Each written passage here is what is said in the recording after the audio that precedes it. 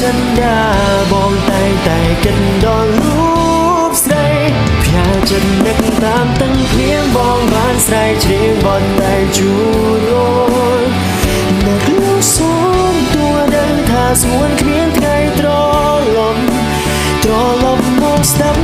ទឹកភ្លៀងត្រឡប់មកច្រៀងបត់តែយើងតែរូបគ្នា